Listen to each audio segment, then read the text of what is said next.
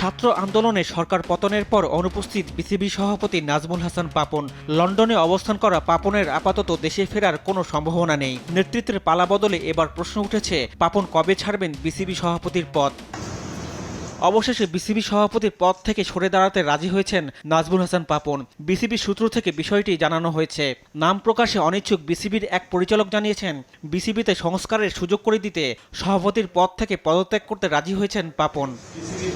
তবে চাইলেই হুট করে বোর্ড ভেঙে দেয়া বা নতুন সভাপতি ও পরিচালনা পর্ষদের দায়িত্ব নেওয়া সম্ভব নয়। সরকার যদি সরাসরি হস্তক্ষেপ করে তবে আইসিসির নিষেধাজ্ঞায় পড়তে হবে বাংলাদেশকে। আইসিসি নিয়ম অনুযায়ী কোনো বোর্ডে পরিবর্তন আনতে হলে সেই বোর্ডের গঠনতন্ত্র অনুযায়ী পরিবর্তন আনতে হবে।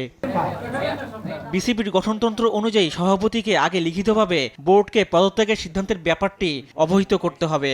এরপর পরিচালনা পর্ষদের সভায় সভাপতির পদত্যাগের বিষয়টি অনুমোদন দেওয়া হবে।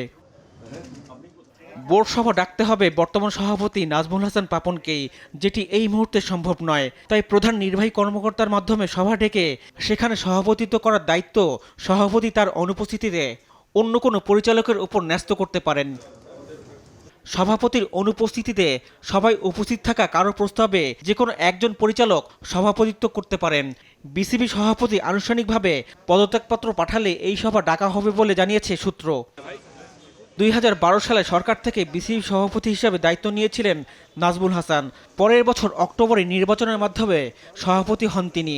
এরপর থেকে 3 মেয়াদে বিসিবি সভাপতি দায়িত্ব পালন করে আসছেন পাপন। রিশফাত আঞ্জুম, দেশ টিভি, স্পোর্টস ডেস্ক।